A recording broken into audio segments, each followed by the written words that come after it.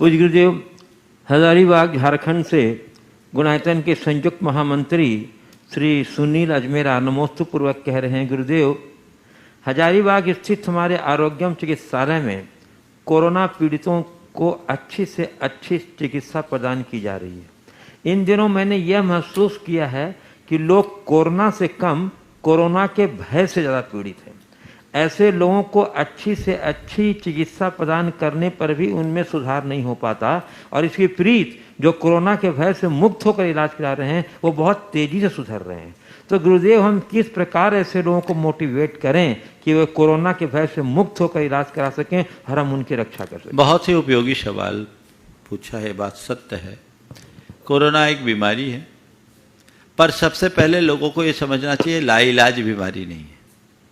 बीमारी है, अन्य बीमारियों की तरह ये भी बीमारी है। आज से 1 साल पहले इसकी जो स्थिति थी और उसमें और अब में बहुत अंतर है। आज से 1 साल पहले लोगों को इसका कोई अनुभव नहीं था, अब तो इसके लिए बहुत सारी चिकित्साएं भी, जो भी अलग अलग सिम्टम्स के हिसाब से अलग अलग सिम्टमेटिक जो ट्रीटमेंट दे रहे हैं वो दे रहे हैं और लोग ठीक हो रहे हैं। चिकित्सक ये बताते हैं, विशेषज्ञ ये बताते हैं कि 85% लोग तो कुछ न ले बिना दवाई के भी ठीक हो रहे हैं। 15% लोगों में कुछ को चिकित्सा लेना हो रहा है और कुछ थोड़े से मॉडरेट हैं और उनको किसी किसी को 5% लोगों को गहन चिकित्सा की ज़रूरत है और 5% में भी 1-1.5% को छोड़कर बाकी सब ठीक हो रहे हैं। तो लोगों के मन से भय निकलना चाहिए। इस बीमारी में एक अंतर केवल इतना है कि ये अगर एक को होता है तो पूरा परिवार इस चपेट में आ जाता है। सावधानी रखिए, सतर्कता रखिए, लेकिन डरिए मत। बीमारी आई है, जाएगी, घबराने से क्या होगा। मनोबल ऊंचा रखिए, ये सोचिए कि मुझे कोरोना से लड़ना है और लड़कर उसको हराना है, पछाड़ना है। मैं ठीक हो जाऊंगा, घबराने की बात नहीं है। मैं ठीक हो जाऊंगा, ये बीमारी आई है, चले जाएगी। अंदर से अपना विश्वास जगाना चाहिए। जो पहले से ही मन तोड़ के बैठ जाते हैं कि अब मैं नहीं बचूंगा, अब तो मैं गया, अब तो मैं गया, तो कुछ नहीं होता। मैंने देखा अनेक ऐसे लोगों को जिनका 85% फेफड़े खराब हो गए, आज वो उससे निकल करके बाहर आ गए हैं और स्वस्थ हैं। तो ये आशा मत छोड़िए, अरे मेरा ऑक्सीजन सैचुरेशन बहुत नीचे आ गया है, अब मैं बचूंगा नहीं, अब तो मैं गया, अब तो मैं गया। ये बात अपने दिमाग से निकालिए। इसकी जगह एक बात बिठाइए कि जब तक मेरी आयु है मुझे कोई हिला नहीं सकता और आयु पूरी हो जाने पर मुझे कोई जिला नहीं सकता। इस बात को अपने अंदर गहरे बैठा लीजिए। घबराइए मत, चिकित्सा कराइए, जो संभव है वो कराइए। और परिवारजनों से भी मैं कहता हूं बहुत ज्यादा व्याकुल मत होइए, लोग बहुत पैनिक हो रहे हैं। थोड़ा सहजता से, लापरवाही भी नहीं, ढील भी नहीं, चिकित्सकों के परामर्श के अनुसार जो आवश्यक चिकित्सा है वो पूरी कीजिए, लेकिन मन में घबराहट मत होने दीजिए। आप एक बात ध्यान रखिए, अगर मेरी मौत होनी होगी तो हो ही जाएगी। बीमारी, इसी बीमारी के बहाने जाना होगा तो जाना होगा, लेकिन डर करके मत मरिए। जब मेरी बारी आएगी तभी मैं मरूंगा। मृत्यु का सत्कार होना चाहिए, मृत्यु का भय नहीं। इसलिए घबराइए नहीं, अध्यात्म को अपने सामने रखिए, आत्मदृष्टि रखिए, भेद विज्ञान को अपने सामने रखिए और अगर कोविड है तो उसका सामने से मुकाबला कीजिए। आज ही एक सज्जन का बहुत अच्छे परिणामों से एक प्रकार से समाधि मरण हुआ, नाम तो मैं नहीं ले रहा हूं, लेकिन उन्होंने देख लिया ऑक्सीजन सैचुरेशन बहुत डाउन था और कोई संभावना दिख नहीं रही थी। उन्होंने सभी से क्षमा भाव रखते हुए, सभी को क्षमा करते हुए, गुरुओं का आशीर्वाद और उनके सूत्र वाक्यों को याद रखते हुए, सर्व परिग्रहों का त्याग करते हुए, देखते देखते साम भावों से अपने प्राणों का त्याग किया। ये क्या साधारण बात है। उम्र दराज थे, 73 साल की उम्र थी, लेकिन वो आज गए। तो ये भी एक सकारात्मक रूप है कि अब मुझे दिख रहा है कि अब मेरी गाड़ी जाने वाली है तब, लेकिन मैं चला जाऊंगा, ये बात दिमाग से हटा दीजिए। मैं बचूंगा नहीं, ये बात दिमाग से हटा दीजिए। कटनी के एक सज्जन, नाम मैं नहीं ले रहा हूं, हालांकि उन्होंने इस मंच में कई बार बोला, जब वो कोविड पॉजिटिव हुए तो घर से जाते समय हमारे दर्शन करके गए। रात के 9:45 बजे दर्शन करने के लिए आए और ऐसा लग रहा था कि मैं गया, अब मैं तो जा रहा हूं, अब मैं जा रहा हूं, अब तो मैं बचा, अब मैं बचने वाला नहीं, मैं गया। मैंने दूर से उनको इशारा दिया, मुझसे करीब उस समय तो बहुत खौफ था, वो 100 फुट दूर से दर्शन किए, इशारा दिया, आशीर्वाद दिया। हमने कहा मजबूत बने रहना और अंदर देखना, बाहर नहीं। तो उन्होंने एक ही वाक्य कहा, मैं शुद्ध आत्मा हूँ। उस समय उनका मनोबल ऊंचा था।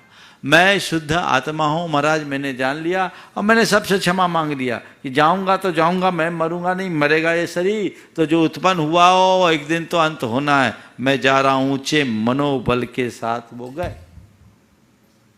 बहुत गहरा इन्फेक्शन था।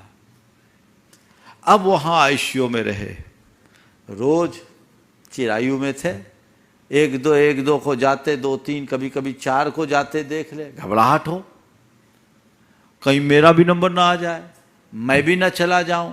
वो व्यक्ति 1 महीने से अधिक अस्पताल में रहा। जब मन घबराया, मैंने अपना संदेश भिजवाया, उनको मोटिवेट किया, मनोबल मजबूत हो गया।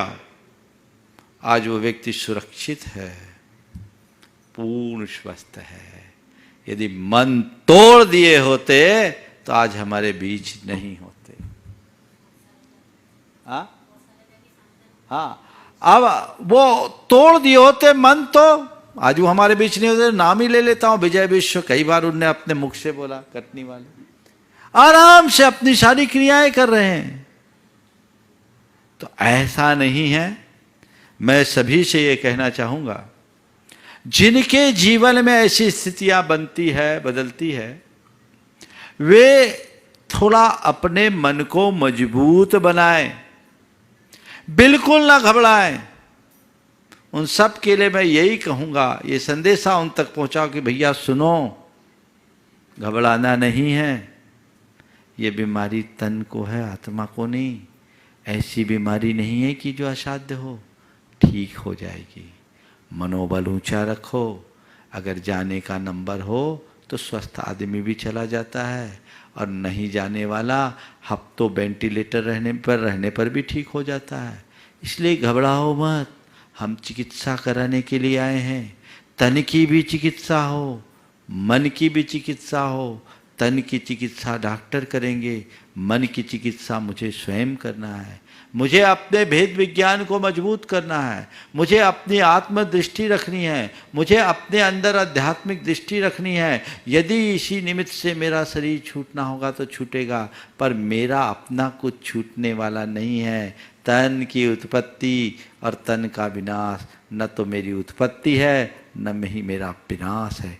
ये भेद विज्ञान अपने अंदर जगाओ, अपने भीतर ऐसा उत्साह संचरित करो जो तुम्हारे जीवन में एक नई दिशा और दृष्टि दे सके। और ध्यान रखना, तुम्हारे स्वास्थ्य लाभ में डॉक्टर, ऑक्सीजन, वेंटिलेटर या अन्य जो लाइफ सेविंग के लिए सपोर्टिंग चीज़ें हैं और तुम्हारे परिजन हैं, उनका रोल बहुत थोड़ा है। सबसे बड़ा रोल तुम्हारा अपना है। वो तुम्हारा विश्वास, वो तुम्हारा भरोसा है। उसको जगाओ, उसे मत टूटने दो, उसे मत खोने दो। मजबूती के साथ सामना करो, तब आप कुछ अच्छा कर पाएंगे। निश्चित जो मजबूत होते हैं वो ऐसी बीमारी को बहुत सहजता से पार कर लेते हैं।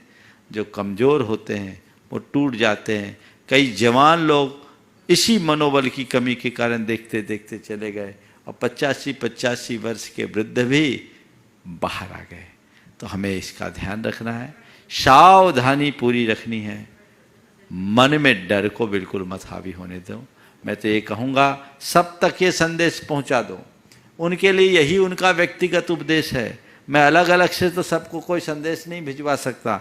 इसी को आप उन तक पहुंचा दो, उतना सुन ले तो निश्चित उनका मनोबल बढ़ेगा। परिचारक भी ना घबराए और रोगी भी ना घबराए। कई बार रोगी मजबूत होता, परिचारक मन तोड़ देते हैं। नहीं, ऐसा बिल्कुल नहीं होना चाहिए। सावधानी पूरी, पर घबराहट बिल्कुल नहीं। यही आपके इस आरोग्य का आधार बनेगी।